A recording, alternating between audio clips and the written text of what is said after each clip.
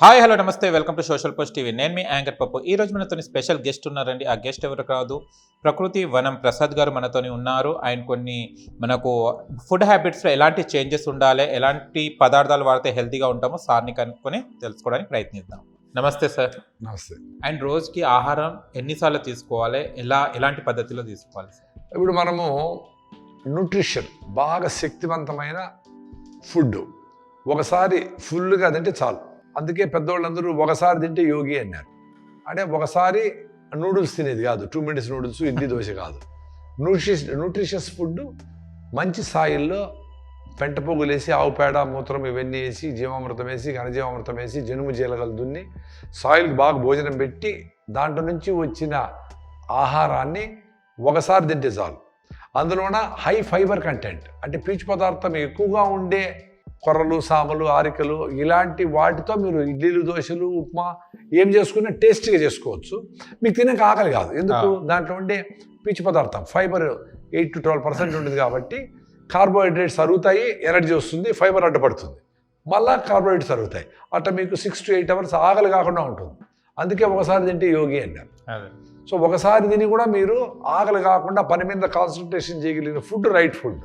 So 2 సార్లు తింటే భోగి అన్నారు. ఓకే, ఎంజాయ్ చేయండి. 3 సార్లు తింటే రోగి అన్నారు. 4 సార్లు తింటే కన్నడలో ఎత్తుకోండి హోగి అని వెనకత అయిపోయింది. అంటే 4 సార్లు, 6 సార్లు, 8 సార్లు తింటామంటే మనం సరైన న్యూట్రిషియస్ ఫుడ్ తినలేదు అని అర్థం. సో న్యూట్రిషియస్ ఫుడ్ తింటే మీకు ఆకలి కాకూడదు. సో మిల్లెట్స్ అందుకే ప్రపంచవ్యాప్తంగా ఫేమస్ అయినాయి. యునైటెడ్ నేషన్స్ వాళ్ళు కూడా ఇవన్నీ ఇంటర్నేషనల్ డే ఆఫ్ మిల్లెట్స్ అని మన దేశం ప్రపోజ్ చేస్తే మన పిఎం గారు దాన్ని ప్రపంచమంతా జరుపుకుంటాడు. So millets super food. దాంతో మీరు పొంగళ్ళు, బిసిబేళ బాతు, వాగి బాతు, రకరకాల ఫుడ్స్, దోశ, ఇడ్లీ ఇవన్నీ చేసుకోవచ్చు.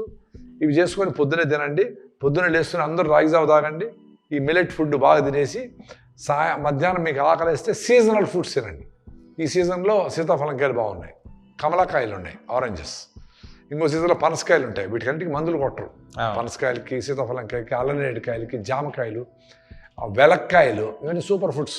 ఈ మధ్యాహ్నం తిని సాయంత్రం అర్లీగా డిన్నర్ మీరు 6 లోపల మీ పెద్దోళ్ళు తినే జొన్న రొట్టెలు కానీ, రాగి ముద్ద కానీ, రాగి రొట్టెలు కానీ, సజ్జలతో రొట్టెలు కానీ ఇలాంటివి చేసుకొని తింటే అద్భుతంగా 6 o'clockకి గూట్లో దీపం నోట్లో ముద్ద, 6 గంటలకంతా మీరు డిన్నర్ ఫినిష్ చేస్తే 2-3 రోజులు మీకు కొంచెం లేటుగా ఆకలి అనిపించిన నీళ్ళు తాగండి.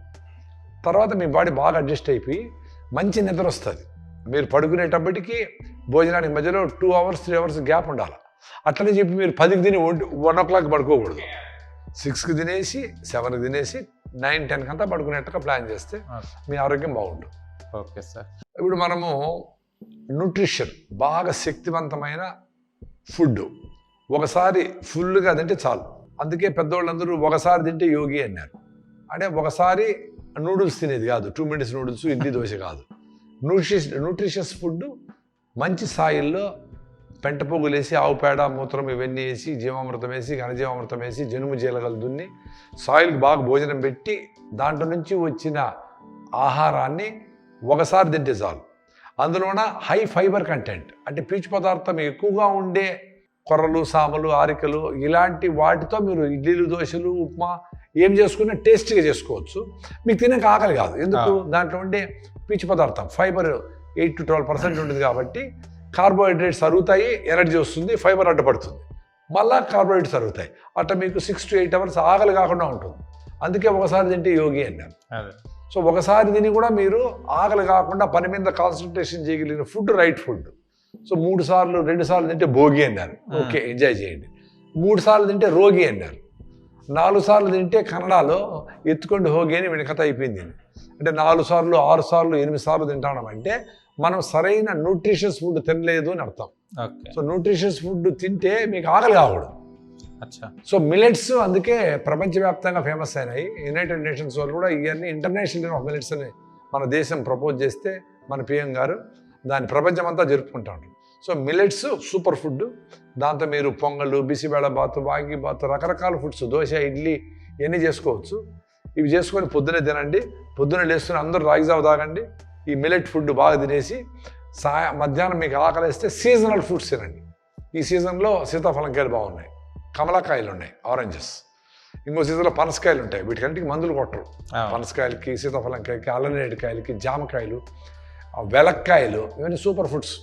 ఈ మధ్యాహ్నం తిని సాయంత్రం అర్లీగా డిన్నర్ మీరు 6 లోపల మీ పెద్దోళ్ళు తినే జొన్న రొట్టెలు కానీ, రాగి ముద్ద కానీ, రాగి రొట్టెలు కానీ, సజ్జలతో రొట్టెలు కానీ ఇలాంటివి చేసుకొని తింటే అద్భుతంగా 6 o'clockకి గూట్లో దీపం నోట్లో ముద్ద, 6 గంటలకంతా మీరు డిన్నర్ ఫినిష్ చేస్తే 2-3 రోజులు మీకు కొంచెం లేటుగా ఆకలి అనిపించిన నీళ్ళు తాగండి. తర్వాత మీ బాడీ బాగా అడ్జస్ట్ అయిపోయి మంచి నిద్ర వస్తుంది. మీరు పడుకునేటప్పటికి భోజనానికి మధ్యలో 2 hours 3 hours గ్యాప్ ఉండాలి. అట్లనే చెప్పి మీరు 10కి తిని 1 o'clock పడుకోకూడదు. 6కి తినేసి 7కి తినేసి 9-10 కంతా పడుకునేట్టుగా ప్లాన్ చేస్తే మీ ఆరోగ్యం బాగుంటుంది. Okay sir.